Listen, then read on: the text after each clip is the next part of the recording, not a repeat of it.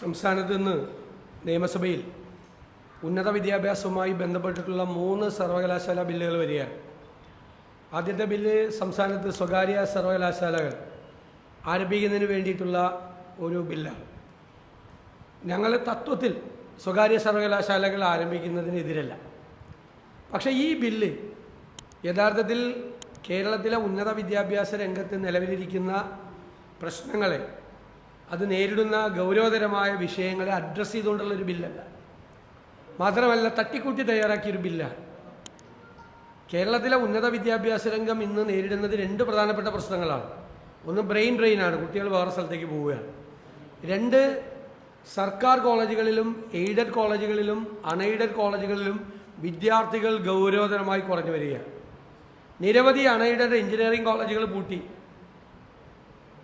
Aided കോളേജുകളിലും government കോളേജുകളിലും പ്രധാനപ്പെട്ട കോഴ്സുകളിൽ പോലും വിദ്യാർത്ഥികൾ ഇല്ലാത്ത സ്ഥിതിയിലാണ്. ഇപ്പോൾ സ്വകാര്യ സർവകലാശാലകൾ വന്ന് അതിൽ 40% വിദ്യാർത്ഥികൾക്ക്, കേരളത്തിലെ വിദ്യാർത്ഥികൾക്ക് സംവരണം കൊടുത്തു കഴിയുമ്പോൾ ഇപ്പോൾ നിലവിലുള്ള വിദ്യാർത്ഥികളുടെ എണ്ണം പോലും നമ്മുടെ സർക്കാർ എയ്ഡഡ് അൺഎയ്ഡഡ് മേഖലകളിൽ കുറഞ്ഞു കഴിഞ്ഞാൽ ഉണ്ടാകാൻ പോകുന്ന ഇമ്പാക്റ്റിനെ കുറിച്ചുള്ള ഒരു പഠനവും നടത്തിയിട്ടില്ല. മാത്രമല്ല, ആർക്കാണ് ഇത് കൊടുക്കാൻ പറ്റുന്നത്? ആർക്കും കൊടുക്കാമെന്നുള്ള രീതി ശരിയല്ല. കേരളത്തിലെ വിദ്യാഭ്യാസ മേഖലയിൽ നിരവധി വർഷക്കാലമായി പ്രവർത്തിക്കുന്ന വിശ്വാസ്യതയുള്ള കോർപ്പറേറ്റ് ഏജൻസികളുണ്ട്. അവർക്കൊരു പരിഗണന കൊടുക്കണ്ടേ? സ്വകാര്യ സർവകലാശാലകൾ ആരംഭിക്കുമ്പോൾ അക്കാഡമിക് രംഗത്തും ഭരണരംഗത്തും ഒരുപാട് മികവ് തെളിയിച്ചിട്ടുള്ള, പ്രാഗൽഭ്യം തെളിയിച്ചിട്ടുള്ള നിരവധി കോർപ്പറേറ്റ് ഏജൻസികൾ കേരളത്തിൽ, കോർപ്പറേറ്റ് വിദ്യാഭ്യാസ ഏജൻസികൾ കേരളത്തിലുണ്ട്. അപ്പോൾ അവർക്കൊരു മുൻഗണന കൊടുക്കണം. കാരണം യാതൊരു അക്കാഡമിക് പാരമ്പര്യവും ഇല്ലാത്ത, യാതൊരു മുൻ പാരമ്പര്യങ്ങളും അക്കാഡമിക് രംഗത്തില്ലാത്ത സ്ഥാപനങ്ങൾക്ക് നിബന്ധനകൾ കൂടാതെ സ്വകാര്യ സർവകലാശാലകൾ കൊടുക്കുന്നതിന് മുൻപായി കേരളത്തിൽ ഈ രംഗത്ത് മികവ് തെളിയിച്ചിട്ടുള്ള സ്വകാര്യ സർവകലാശാലകൾക്ക് അംഗീകാരം കൊടുക്കണം. മാത്രമല്ല, കേരളത്തിലെ പൊതു സർവകലാശാലകളിൽ വിദേശത്ത് പുറത്തോ എവിടെയെങ്കിലും ക്യാമ്പസ് തുടങ്ങുന്നതിനുള്ള അനുവാദമില്ല. എന്നാൽ പുതിയതായി വരുന്ന സ്വകാര്യ സർവകലാശാലകൾക്ക് പുറത്ത് വിദേശത്ത് ക്യാമ്പസ് തുടങ്ങുന്നതിനുള്ള അനുവാദം കൊടുത്തിരിക്കുകയാണ്. അപ്പോൾ അത് കേരളത്തിൽ നിലവിലുള്ള പൊതു സർവകലാശാലകളെ തകർക്കുന്നതിന് കാരണമാകുമോ തുടങ്ങിയ ഗൗരവതരമായ വിഷയങ്ങൾ. പിന്നെ ഫീസ് സംബന്ധിച്ച് ഫീസ് അവർ തന്നെയാണ് നിശ്ചയിക്കുന്നത്. ഇപ്പോൾ ഇതിൻ്റെ ക്ലോസ് 11(6) അനുസരിച്ചിട്ട് ഫീസും മറ്റ് ചാർജുകളും നിശ്ചയിക്കുകയും ആവശ്യപ്പെടുകയും സ്വീകരിക്കുകയും ചെയ്യുക എന്നുള്ളത് വരുന്ന സർവകലാശാലകളാണ്. സർക്കാരിന് യാതൊരു തരത്തിലുള്ള നിയന്ത്രണവും അതിൻ്റെ മീതെ ഇല്ല എന്ന് പറയുന്നത് ദൗർഭാഗ്യകരമാണ്. ഞാനൊരു ആക്ഷേപം ഉന്നയിച്ചത്,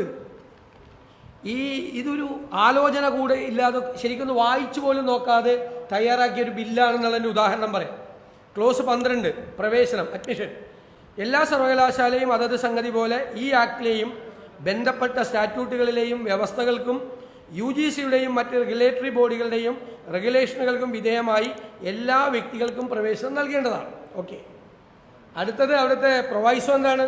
എന്നാൽ നിർണയിക്കപ്പെട്ട അക്കാഡമിക് യോഗ്യതയോ നിലവാരമോ ഇല്ലാത്ത ഏതെങ്കിലും വ്യക്തിയെ ഏതെങ്കിലും പഠന കോഴ്സിലേക്ക് പ്രവേശിപ്പിക്കുന്നതിനോ, ഒരു നിലവാരം ഇല്ലാതെ, ഒരു അക്കാഡമിക് യോഗ്യതയില്ലാത്ത ഒരാളെ ഒരു പഠന കോഴ്സിലേക്ക് പ്രവേശിപ്പിക്കുന്നതിനോ, 2, ബിരുദമോ മറ്റ് അക്കാഡമിക് ബഹുമതിയോ നൽകുന്നതിനാവശ്യമായ ഏറ്റവും കുറഞ്ഞ നിലവാരത്തേക്കാൾ അതിനേക്കാൾ താഴ്ന്ന അക്കാഡമിക് റെക്കോർഡുള്ളതോ ആയ ഏതെങ്കിലും വിദ്യാർത്ഥിയെ സർവകലാശാലയുടെ പ്രവേശന പട്ടികയിൽ നിലനിർത്തുന്നതിനോ 1-ാം ഉപവകുപ്പിലെ വ്യവസ്ഥകൾ ബാധകമായിരിക്കില്ല. മനസ്സിലായേ? ഒരു ക്വാളിറ്റി ഇല്ലാത്തവന് അഡ്മിഷൻ കൊടുക്കാം, അവൻ്റെ അഡ്മിഷൻ നിലനിർത്താം. ഇത് എവിടെയെങ്കിലും കേട്ടിട്ടുണ്ട്? നിങ്ങളെടുത്ത് വായിച്ചു നോക്ക്. 12(1) അഡ്മിഷൻ പറഞ്ഞിട്ട് അതിൽ കുറച്ച് കണ്ടീഷൻ വെച്ചിട്ടുണ്ട്. എന്നാൽ ആ 1 ബാധകമല്ലെന്ന്. ആർക്കൊക്കെയാണ്? നിർണയിക്കപ്പെട്ട അക്കാഡമിക് യോഗ്യതയോ നിലവാരമോ ഇല്ലാത്ത ഏതെങ്കിലും വ്യക്തിയെ ഏതെങ്കിലും പഠന കോഴ്സിലേക്ക് പ്രവേശിപ്പിക്കുന്നതിന് ഒരു തടസ്സമില്ല. 2, ബിരുദമോ മറ്റ് അക്കാഡമിക് ബഹുമതിയോ നൽകുന്നതിന്. ബിരുദം കൊടുക്കണമെങ്കിൽ ആവശ്യമായ ഏറ്റവും കുറഞ്ഞ നിലവാരം ഉണ്ടാവില്ല. അതിനേക്കാൾ താഴ്ന്ന അക്കാഡമിക് റെക്കോർഡുള്ളതോ ആയ ഏതെങ്കിലും വിദ്യാർത്ഥിയെ സർവകലാശാലയുടെ പ്രവേശന പട്ടികയിൽ നിലനിർത്തുന്നതിനോ 1-ാം ഉപവകുപ്പ് ബാധകമല്ല, നിർത്താണ്. ഇങ്ങനെ ഏതെങ്കിലും ബില്ല് ഉണ്ടാക്കി വെക്കും. അതുപോലെ നിരവധി തെറ്റുകൾ അവ്യക്തതകളുടെ കൂടാരമാണ് ഈ ബില്ലെന്ന് പറയുന്നത്. അതുകൊണ്ട് ഞങ്ങൾ ആവശ്യപ്പെടുന്നത് ഈ സ്വകാര്യ സർവകലാശാല ബില്ല് സെലക്ട് കമ്മിറ്റിക്ക് അയക്കണം. ഗൗരവതരമായ ചർച്ച നടത്തിയിട്ട് വേണം ഇത് കൊണ്ടുവരാൻ വേണ്ടിയിട്ട് എന്നാണ്. ഇനി സ്വകാര്യ സർവകലാശാലകളെ ശക്തിപ്പെടുത്തുമ്പോൾ പൊതു സർവകലാശാലകളെ ദുർബലപ്പെടുത്തുന്ന സർക്കാരിൻ്റെ ഡിപ്പാർട്ട്മെൻ്റ് ആക്കി മാറ്റുന്ന ബില്ലാണ് 2-3 ബില്ല്, സർവകലാശാല ബില്ലുകൾ. അതിനകത്ത് നിങ്ങൾക്ക് എല്ലാവർക്കും അറിയാവുന്നതുപോലെ തങ്ങൾക്ക് താല്പര്യമില്ലാത്തവർ വി സിമാരാകുമെന്നുള്ള സാധ്യത മുന്നിൽ കണ്ട് വി സിമാരുടെ അധികാരങ്ങൾ, വൈസ് ചാൻസലർമാരുടെ അധികാരങ്ങൾ മുഴുവൻ വെട്ടിക്കുറച്ചിരിക്കുകയാണ്. 1. 2, മന്ത്രിക്ക് സർവകലാശാലകൾ പ്രോ ചാൻസലർക്ക് ഇടപെടാനുള്ള അവസരം കൂടി ലഭിക്കുക. അപ്പോൾ ഗവർണറെയും നിയമിക്കുന്ന വി സിമാരെയും അധികാര കേന്ദ്രങ്ങളിൽ നിന്ന് മാറ്റി നിർത്തുക. നിയമ ഭേദഗതിയിലൂടെ ലക്ഷ്യം വയ്ക്കുകയാണ്. മന്ത്രിക്ക് അധികാരം കൊടുക്കുകയാണ് യൂണിവേഴ്സിറ്റിയിൽ.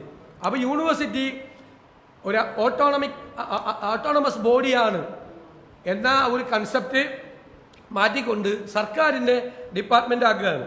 പ്രോ ചാൻസലറായ മന്ത്രിക്ക് യൂണിവേഴ്സിറ്റിയുടെ അക്കാഡമിക് വിഷയങ്ങളിൽ ഇടപെടാനുള്ള അധികാരം ഉണ്ടാവും. മന്ത്രിക്ക് സെനറ്റ് മീറ്റിങ്ങുകളിലും സർവകലാശാലയുടെ ബിരുദദാന ചടങ്ങുകളിൽ അധ്യക്ഷത വഹിക്കാം. ഇതുവരെ വി സിയാണ് അധ്യക്ഷത വഹിച്ചിരുന്നത്, വി സി അങ്ങ് മാറ്റുകയാണ്. അക്കാഡമിക് കാര്യങ്ങളിൽ തീരുമാനം കൊള്ളുന്നത് പുതിയതായി രൂപീകരിക്കുന്ന എക്സിക്യൂട്ടീവ് കമ്മിറ്റിയാണ്. അതിൻ്റെ അധ്യക്ഷൻ PVC ആണ്. അതായത് അക്കാഡമിക് കാര്യങ്ങളിൽ നിന്ന് പൂർണ്ണമായി വി സിയെ, വൈസ് ചാൻസലറെ ഒഴിവാക്കിയാണ്. പിന്നെ എല്ലാ സിൻഡിക്കേറ്റ് സമിതികൾ അവിടെ ഉണ്ടാകുന്ന തർക്കങ്ങൾ എല്ലാം ട്രൈബ്യൂണലിൽ വിടുകയാണ്. ട്രൈബ്യൂണൽ ഗവൺമെൻറ് തന്നെ ഉണ്ടാക്കുന്ന ട്രൈബ്യൂണലാണ്. അതൊന്നും നിലനിൽക്കുന്ന കാര്യങ്ങളല്ല. അതുപോലെ ബോർഡ് ഓഫ് സ്റ്റഡീസിൻ്റെ ചെയർമാനെ നിശ്ചയിക്കാനുള്ള അധികാരം വൈസ് ചാൻസലറിൽ നിന്ന് മാറ്റി സിൻഡിക്കേറ്റിന് അധികാരം കേന്ദ്രം കൊടുത്തു. സിൻഡിക്കേറ്റിന്, അതായത് സിലബസ് തയ്യാറാക്കുന്നതിൻ്റെയും പരീക്ഷ നിശ്ചയിക്കുന്നതിൻ്റെയും ചുമതല അറിയാമല്ല, ഇപ്പോൾ ഈ രാഷ്ട്രീയ പാർട്ടികളിൽ നിന്നൊക്കെ വരുന്ന സിൻഡിക്കേറ്റ് അംഗങ്ങളുടെ നിയന്ത്രണത്തിലാണ്. അക്കാഡമിക് കാര്യത്തിൽ ഒരു സംഭവമില്ല. മന്ത്രിക്ക് സർവകലാശാല മീതെ അധികാരം ലഭിക്കുന്നതോടുകൂടി സർക്കാർ ഉദ്യോഗസ്ഥന്മാർക്ക് സർവകലാശാല തീരുമാനങ്ങളിൽ നേരിട്ട് ഇടപെടാനുള്ള അധികാരം ലഭിക്കുകയാണ്. സർവകലാശാലകളുടെ അക്കാഡമിക് പ്രവർത്തനങ്ങൾ മുഴുവൻ താളം തെറ്റുകയാണ്. വൈസ് ചാൻസലർമാരുടെ അധികാരങ്ങൾ വെട്ടിച്ചുരുക്കി ദുർബലപ്പെടുത്തി പൊതു സർവകലാശാലകളെ മുഴുവൻ തകർക്കുകയും അതിൻ്റെ ഓട്ടോണമസ് സ്വഭാവം നശിപ്പിക്കുകയും ചെയ്യുന്ന ബില്ലാണ് 2ാമത്തെയും 3ാമത്തെയും ബില്ല്. ഈ ബില്ലിൽ കേരളത്തിലെ പൊതു സർവകലാശാലകളിൽ വൈസ് ചാൻസലർമാരുടെ അധികാരം ഗൗരവതരമായി വെട്ടിക്കുറയ്ക്കുകയും സ്വകാര്യ സർവകലാശാലയിൽ വൈസ് ചാൻസലറെ കരുത്തനാക്കി മാറ്റുകയും ചെയ്യുന്ന ഒരു പിന്തിരിപ്പൻ നയമാണ്, വിദ്യാഭ്യാസ നയമാണ് ഈ 3 ബില്ലുകളിലൂടെയും സർക്കാർ കൊണ്ടുവരുന്നത്. അതുകൊണ്ട് സ്വകാര്യ സർവകലാശാല ബില്ല് സെലക്ട് കമ്മിറ്റിക്കും അയക്കണം, മറ്റ് 2 ബില്ലുകൾ പിൻവലിക്കുകയും ചെയ്യണം എന്ന് ഞങ്ങൾ ആവശ്യപ്പെടുന്നു.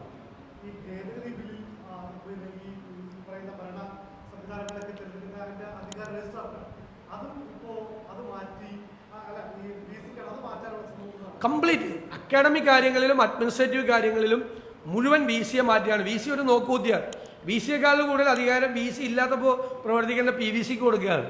പ്രോ ചാൻസലറായ മന്ത്രിക്ക്, ചാൻസലർ ഇല്ലാത്തപ്പോഴാണ് പ്രോ ചാൻസലറുടെ റോള്, അതാണ് യൂണിവേഴ്സിറ്റി ആക്ടിൽ. അത് മാറ്റിയിട്ട് പ്രോ ചാൻസലർക്ക്, മന്ത്രിക്ക്, വിദ്യാഭ്യാസ മന്ത്രിക്ക് എല്ലാ കാര്യത്തിലും ഇടപെടാനുള്ള അധികാരം കൊടുക്കുക. അതാണ് പറഞ്ഞത്. നമ്മളെ വർഷങ്ങളായി നിലനിന്നിരുന്ന സർവകലാശാലകളുടെ ഓട്ടോണമസ് സ്വഭാവത്തെ മുഴുവൻ തകർത്ത് തരിപ്പണമാക്കുന്ന ബില്ലാണിത്.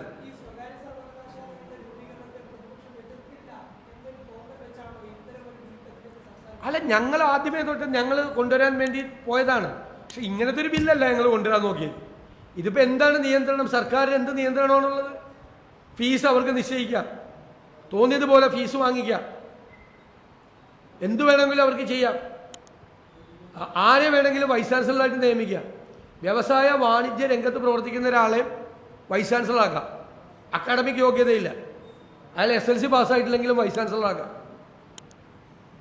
ആണ് ഇത്. ബില്ല് വായിച്ചു നോക്ക്. പിന്നെ ഒരു യോഗ്യതയില്ലാത്തവനെയും വിദ്യാർത്ഥിയാക്കാം.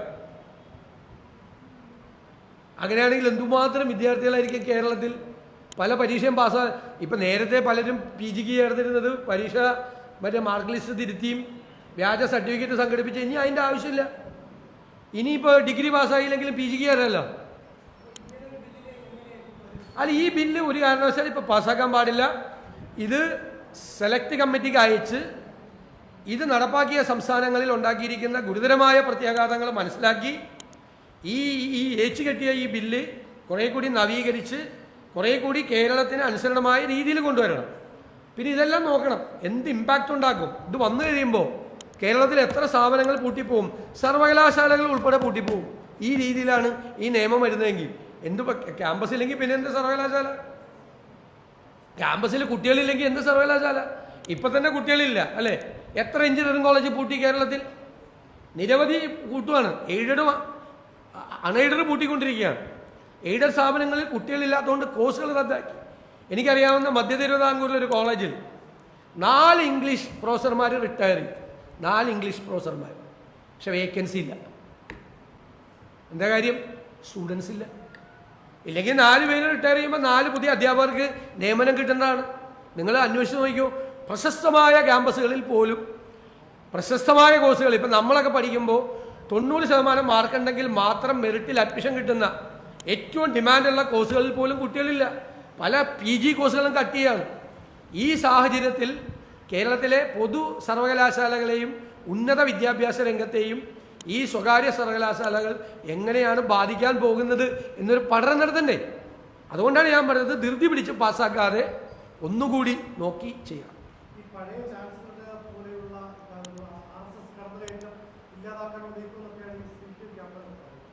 അല്ലല്ല, അങ്ങനെ പറഞ്ഞിട്ട് എന്താ കാര്യം? വൈസ് ചാൻസലർ തന്നെയല്ലേ? ആ വൈസ് ചാൻസലറെ മാറ്റിയിട്ട് ഈ വിദ്യാഭ്യാസ മന്ത്രി വൈസ് ചാൻസലറായ ഉള്ള സ്ഥിതി എന്തായിരിക്കും കേരളത്തിൽ? ഏത് ഗവൺമെൻറ് വന്നാലും അങ്ങനെ പാടില്ലല്ലോ. അതോടുകൂടി സർവകലാശാല ലോകത്ത് എവിടെയെങ്കിലും ഉണ്ടോ ഈ പരിപാടി?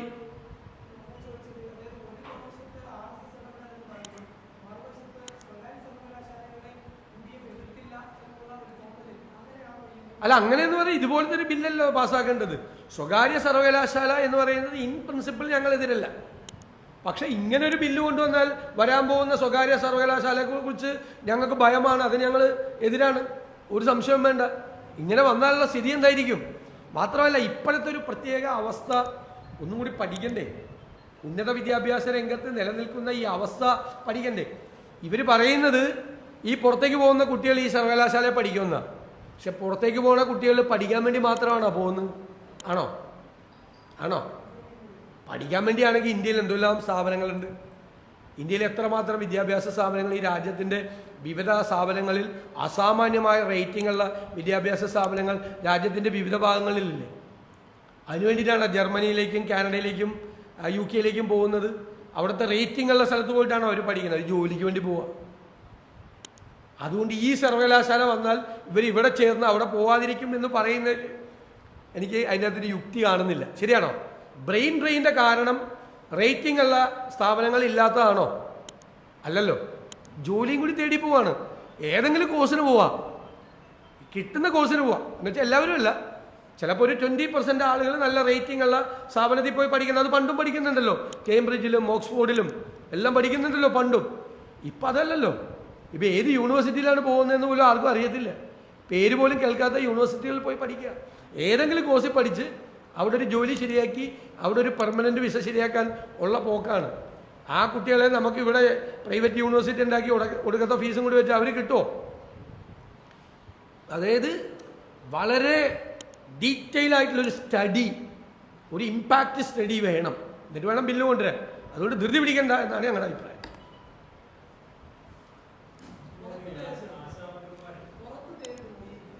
അല്ല, ഞങ്ങളത് ഇന്ന് ചർച്ച ചെയ്യട്ടെ. സർക്കാർ ഇപ്പോൾ ഞങ്ങൾ നേരത്തെ ബിസിനസ് അഡ്വൈസറി കമ്മിറ്റിയിലും ഈ നിർദ്ദേശം ഗവൺമെൻറ്റിൻ്റെ മുമ്പാകെ വെച്ചിട്ടുണ്ട്. ഞാൻ തന്നെ പറഞ്ഞിട്ടുണ്ട്. അപ്പോൾ ചോദിക്കട്ടെ.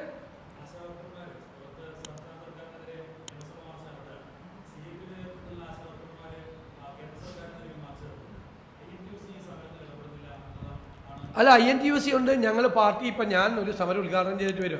ആശാ വർക്കർമാർക്ക് പിന്തുണ പ്രഖ്യാപിച്ചുകൊണ്ട് കേരളത്തിൽ KPCC എല്ലാ ജില്ലകളിലും മാർച്ച് നടത്തുകയാണ്. ഇപ്പോൾ സെക്രട്ടേറിയറ്റിലേക്ക് ആ പിന്തുണ നൽകിക്കൊണ്ടുള്ള മാർച്ച് നമ്മളാണ് ഉദ്ഘാടനം ചെയ്തത്. അവർ ഈ പറയുന്നതിലൊരു ന്യായമില്ല. ഈ സമരത്തെ ചെയ്യുന്നവരെ ശത്രുക്കളെ പോലെ കാണുന്നത് ശരിയാണ്. കമ്മ്യൂണിസ്റ്റ് പാർട്ടിക്ക് യോജിച്ചാൽ എന്തുമാത്രം സമരം ചെയ്ത പാർട്ടിയാണ് കമ്മ്യൂണിസ്റ്റ് പാർട്ടി. കേരളത്തിൽ ഓടിക്കൊണ്ടിരിക്കുന്ന ബസ് തടുത്ത് നിർത്തി ബസ്സിന് തീ വെച്ചിട്ട് അതിൻ്റെ അകത്തിരിക്കുന്ന 4 പേര് വെന്തു മരിച്ചിട്ടുണ്ട് പണ്ട് CPM സമരം ചെയ്തിട്ട് കേരളത്തിൽ. ഓർമ്മയുണ്ടല്ലോ.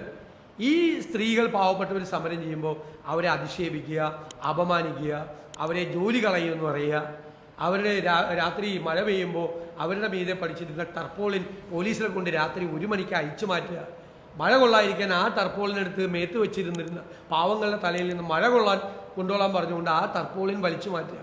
ഇത് കമ്മ്യൂണിസ്റ്റ് ആണോ ഈ പിണറായി വിജയൻ? ആണോ? അല്ലോ തീവ്ര വലതുപക്ഷക്കാരനാണോ? ഇത് സംശയമായി. ഞാൻ പണ്ട് വിചാരിച്ചിരുന്ന കമ്മ്യൂണിസ്റ്റാണെന്നാണ്. ഇങ്ങനെ ചെയ്യാമോ? നിങ്ങൾ കണ്ടില്ലേ, KSRTCയിൽ സമരം ചെയ്തു, ഡൈസ് നോൺ ആക്കി, ഓക്കെ. എന്നിട്ടൊരു ഓർഡർ ഇറങ്ങിയൊക്കെയാണ് സമരം ചെയ്തവരുടെ ശമ്പളം എഴുതണ്ടെന്ന്. ഇത് ഏത് കേരളമാണിത്?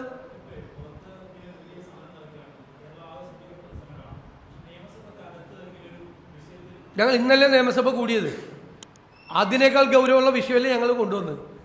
അടുത്ത ദിവസം ഉണ്ടല്ലോ സഭ.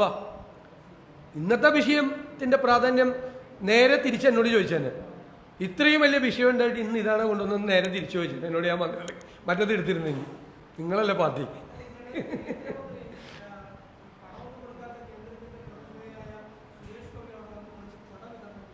അല്ല, അത് കേന്ദ്രം കൊടുക്കേണ്ട പണം കേന്ദ്രം കൊടുക്കുക തന്നെ വേണം. പക്ഷെ ഇത് കേന്ദ്രം കൊടുക്കാത്തത് കൊണ്ട് തരാത്തതെന്നല്ലല്ലോ പറഞ്ഞത്. ആരോഗ്യമന്ത്രിയുടെ വീട്ടിൽ കാണാൻ ചെന്നവരെ അധിക്ഷേപിച്ചല്ലേ അയച്ചത്. പിന്നെ ഈ സമരം എന്താ മാവോയിസ്റ്റുകൾ, അർബൻ നക്സലൈറ്റുകളൊക്കെ നടത്തുന്നു എന്നുള്ള രീതിയിലാണ്. അവരെ അങ്ങോട്ട് ശത്രുക്കളായി പ്രഖ്യാപിച്ചിട്ട് അവരെ ഫിനിഷ് ചെയ്യാനുള്ള പരിപാടിയല്ലേ തുടങ്ങുന്നത്. ആദ്യത്തെ സമരമാണോ കേരളം കാണുന്നത്? ഞങ്ങളൊക്കെ പോയി 3-4 സമരം സെക്രട്ടേറിയറ്റിൻ്റെ മുമ്പിൽ ഉദ്ഘാടനം ചെയ്യല്ലേ. അതിന് പാവപ്പെട്ടവരുടെ സമരത്തിന് മാത്രം എന്താ ഗവൺമെൻറ് ഇത്രയും ഭയക്കുന്നത്? കുറച്ച് സ്ത്രീകൾ ഇരുന്ന് സമരം ചെയ്തപ്പോൾ ഇത്രയും പേടി. അതിനപ്പുറത്ത് വേറെ ഒരുപാട് പേര് സമരം ചെയ്യുന്നുണ്ടല്ലോ, അവരോടൊന്നും ഈ ഭീഷണിയില്ലല്ലോ. ശരിയാണോ?